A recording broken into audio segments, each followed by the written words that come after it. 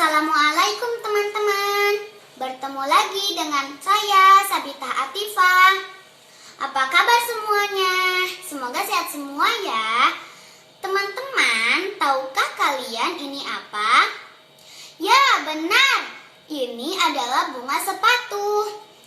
Kali ini kita akan belajar tentang bagian-bagian bunga. Yuk kita cari tahu. Bunga adalah salah satu bagian dari tumbuhan yang memiliki fungsi sebagai alat untuk berkembang biak suatu tumbuhan. Selain itu, bunga merupakan tanaman yang banyak disukai oleh kaum wanita karena bentuknya yang indah, warnanya menarik, dan aromanya pun wangi.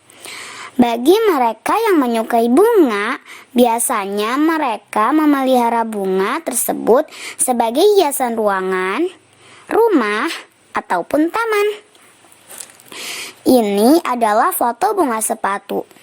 Bunga sepatu tergolong ke dalam jenis bunga lengkap karena memiliki bagian-bagian atau struktur penyusun bunga yang lengkap.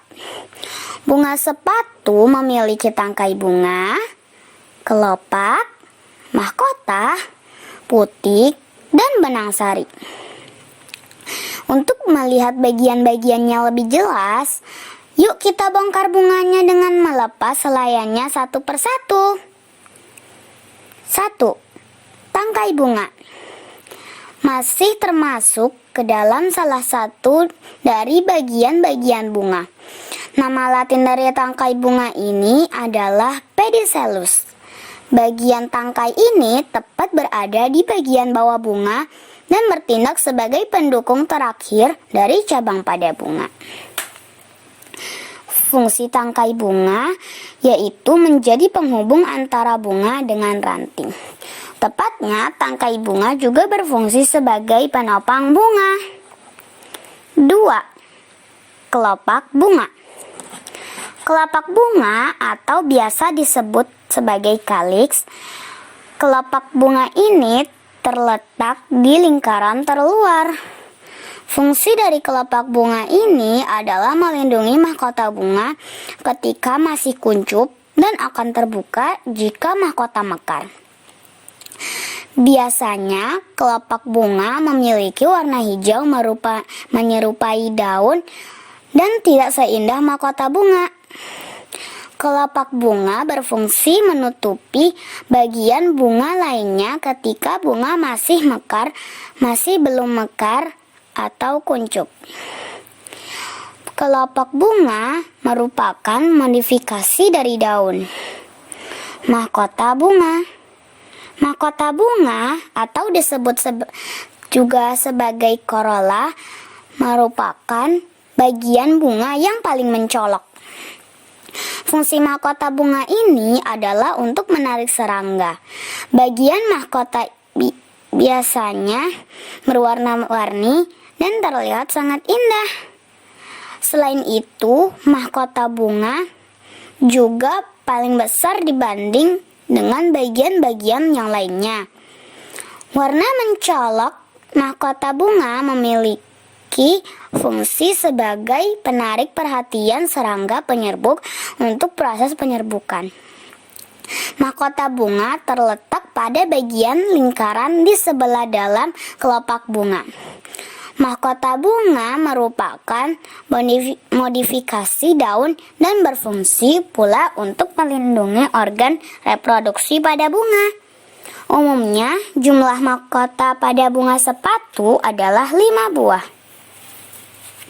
4. Benang sari. Benang sari ini adalah alat kelamin jantan. Benang sari umumnya terdiri dari 3 macam bagian, yaitu 1.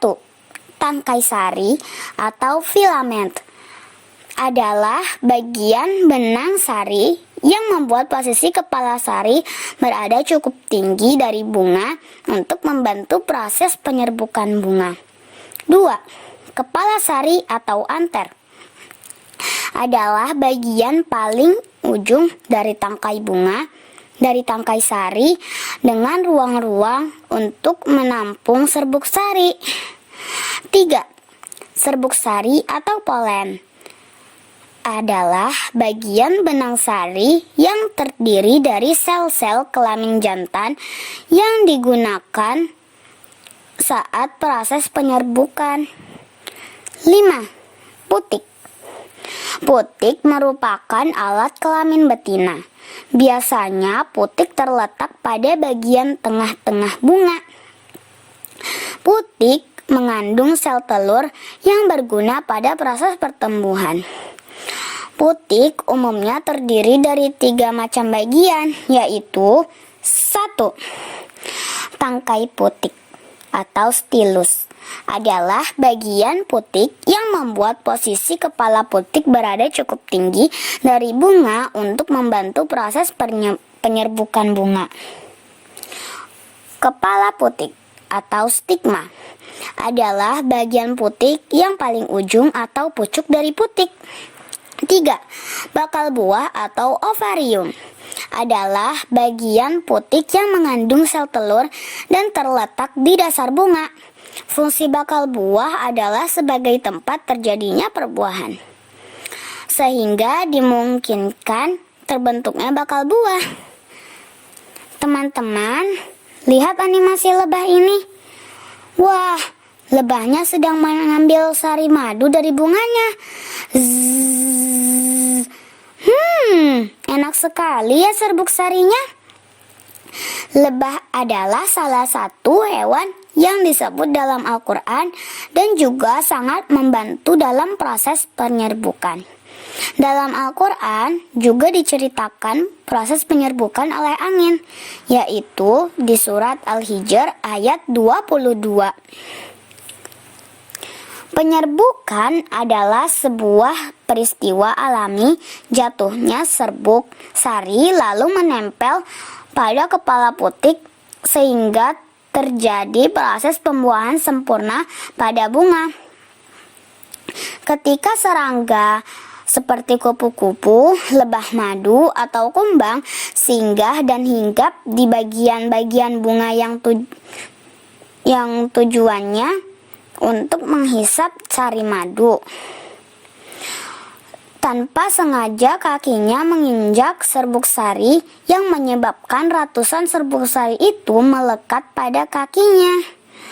Dan ketika serangga berpindah pada bagian kepala putik untuk menghisap sari madu yang lain, maka serbuk sari yang tadi melekat pada kakinya akan berjatuhan dan menempel pada kepala putik yang dalam jumlah yang cukup banyak. Serangga adalah jenis hewan yang melakukan bantuan penyerbukan terhadap bunga dengan tingkat kesuksesan tertinggi.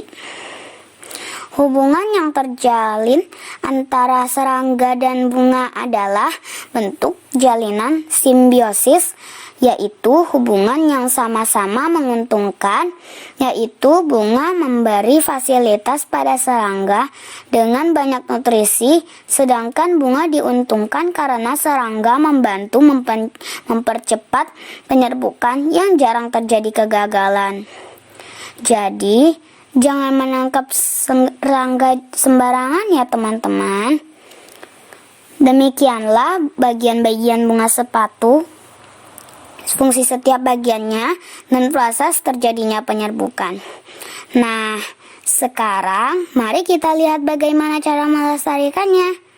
Dalam Al-Quran, Allah memerintahkan kita agar tidak merusak apapun yang ada di bumi.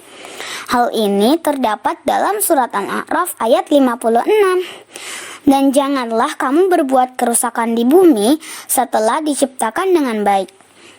Berdoalah kepadanya dengan rasa takut dan penuh harap. Sesungguhnya rahmat Allah sangat dekat kepada orang yang berbuat kebaikan. Beberapa langkah yang bisa kita lakukan untuk melestarikan tanaman adalah 1.